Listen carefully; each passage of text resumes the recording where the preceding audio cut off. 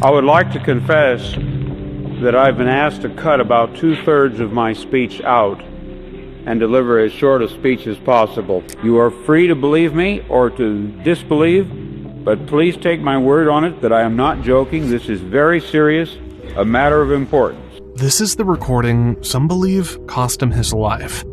In September 1977, the writer Philip K. Dick spoke to an audience in France. They expected science fiction. What he said, instead, revealed too much about reality and drew the attention of the CIA and FBI, changing his life forever. The subject of this speech is a topic which has been discovered recently. A breaching, a tinkering, a change had been made, but not in our present, had been made in our past. A variable was changed, reprogrammed as it were, and that because of this, an alternative world branched off, became actualized instead of the prior one, and that in fact, in literal fact, we are once more living this particular segment of linear time.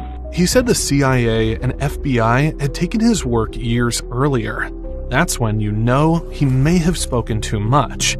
In March of '74, the CIA opened my mail. The FBI had a file on me. I've seen both. But the cops were watching everything I did, and I was correct.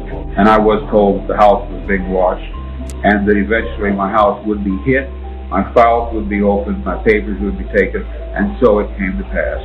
When I came home and found my house consisting of nothing but rubble, ruin, chaos, broken windows, smashed doorknobs, blown open files. A few years later, he suddenly dies, right before the premiere of Blade Runner, June 1982, the film adaptation of his novel, Do Androids Dream of Electric Sheep?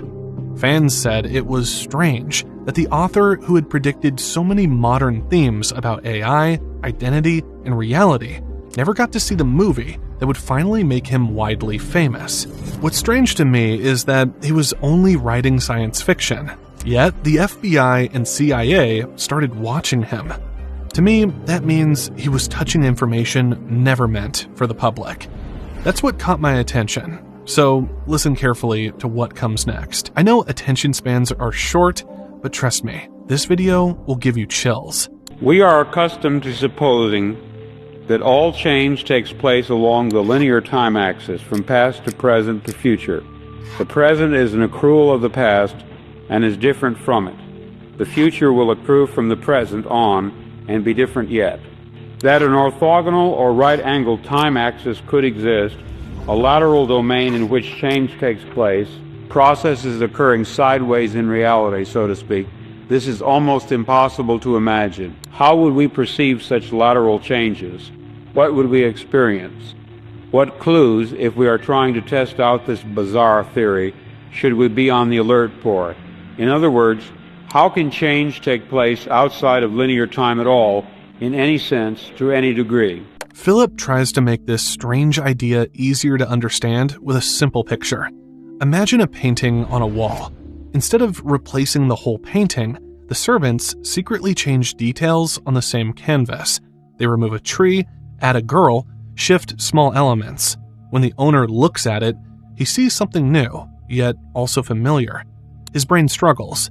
It's the same painting, but also not the same. Dick uses this example to suggest that reality might be altered in subtle ways, not fully replaced.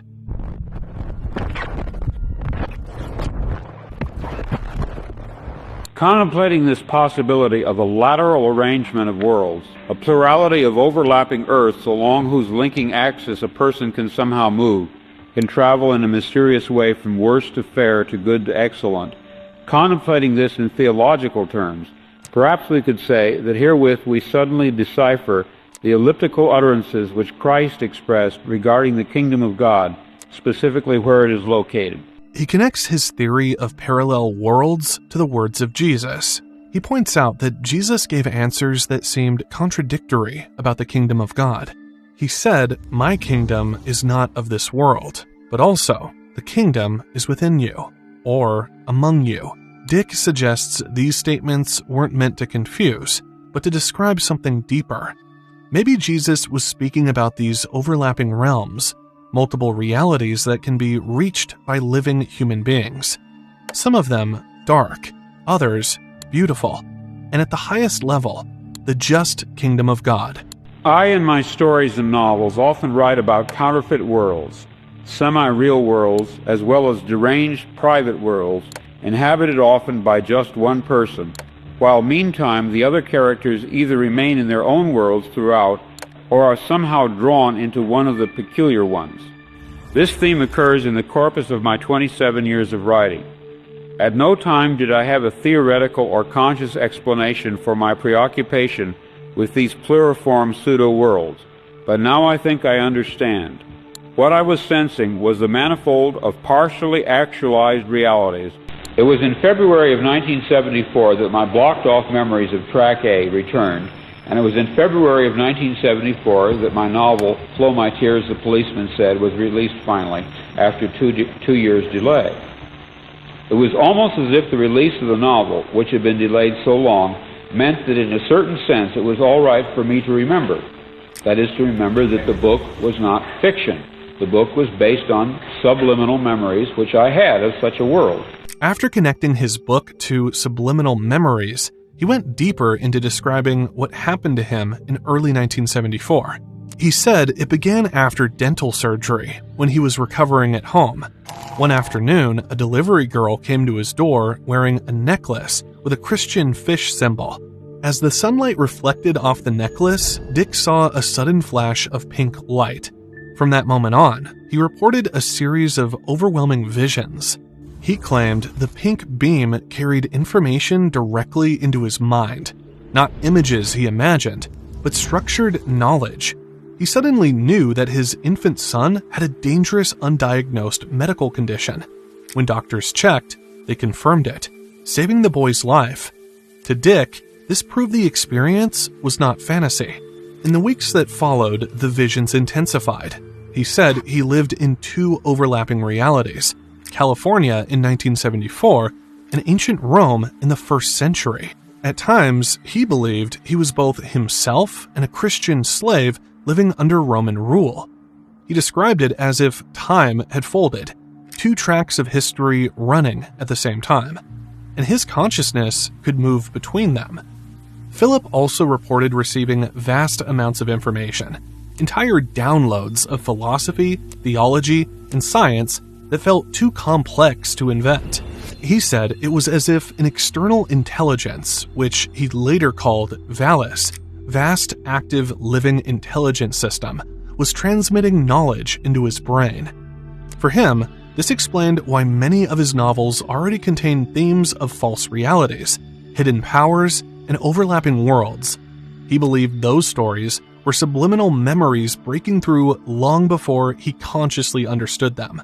Plural realities did exist, superimposed onto one another like so many film transparency. What I still do not grasp, however, is how one reality out of the many becomes actualized in contradistinction to the others. More likely the matrix world, the one with the true core of being, is determined by the programmer.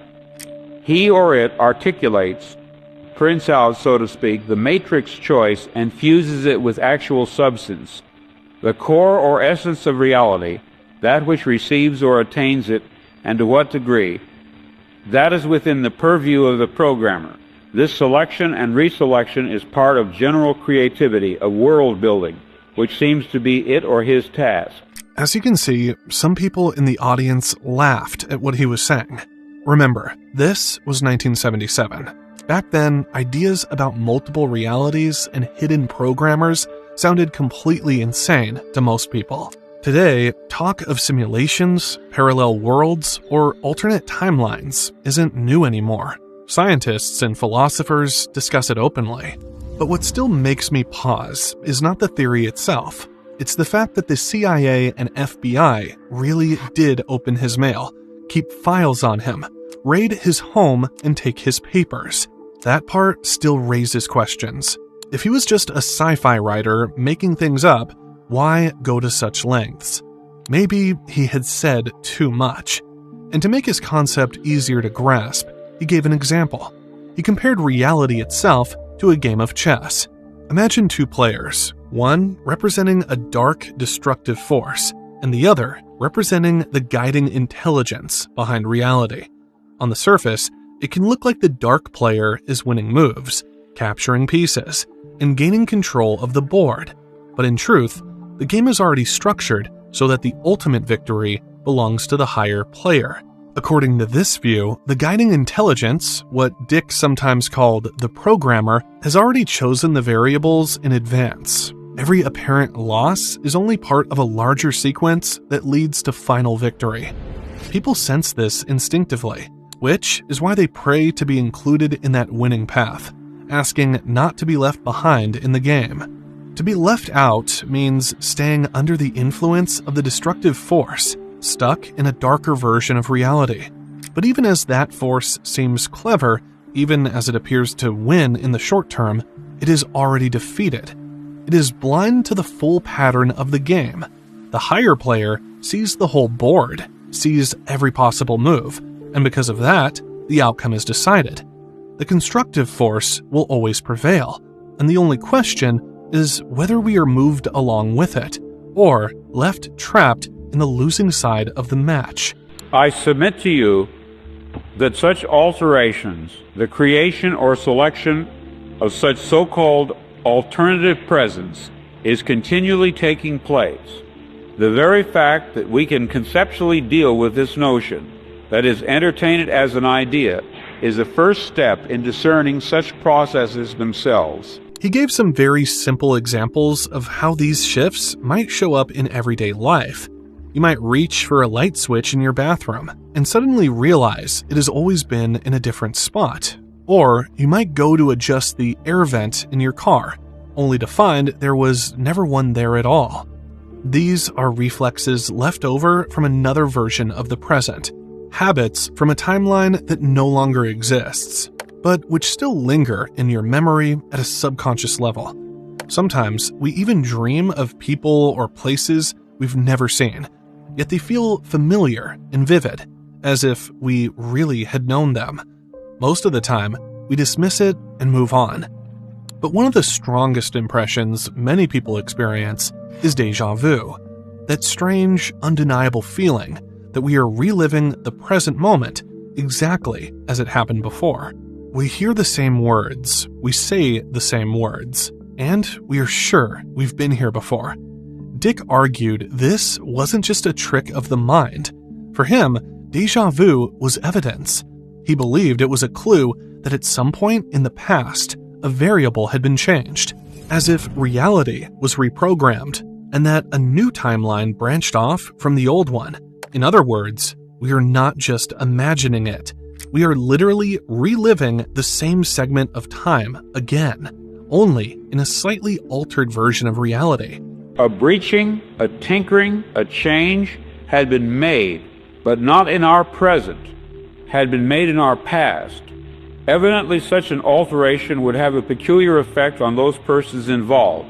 They would, so to speak, be moved back one square or several squares on the board game which constitutes our reality. Conceivably, this could happen any number of times, affecting any number of people, as alternative variables were reprogrammed. We would have to live out each reprogramming along the subsequent linear time axis, but to the programmer, whom we call God, to him the results of the programming would be apparent at once. We are within time, and he is not.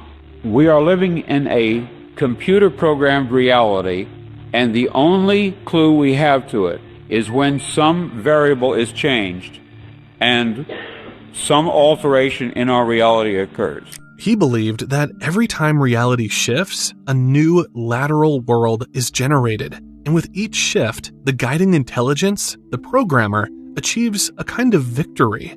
Each new version of reality isn't perfect, but it's slightly better than the one before it. In his view, the universe is constantly being refined, stage by stage, through this process. The way he described it, the old universe doesn't disappear. It becomes raw material, a kind of stockpile that is used to build the new one.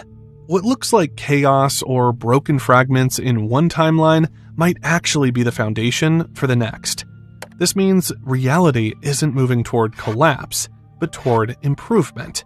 Even if we can't always see how, the process keeps pushing forward, generating alternate worlds one after another, each infused with a little more order and structure than the last. What we need at this point is to locate, to bring forth as evidence, someone who has managed somehow, it doesn't matter how, to retain memories of a different present, latent alternate world impressions, different in some significant way from this, the one which is at this stage actualized. According to my theoretical view, it would almost certainly be memories of a worse world than this, for it is not reasonable that God the programmer and reprogrammer would substitute a worse world in terms of freedom or beauty or love or order or healthiness by any standard which we know. If what Philip K. Dick was describing is true, that reality can shift sideways, that alternate versions of the world appear again and again, then maybe we've already seen signs of it without realizing. One of the clearest examples is what we now call the Mandela effect. Millions of people around the world share the same memory of something that doesn't match today's official version of events. The name itself comes from people remembering that Nelson Mandela died in prison during the 1980s. They remember news reports, public reactions, even school lessons about his death. Yet, in this timeline, Mandela was released and later became president of South Africa, living until 2013.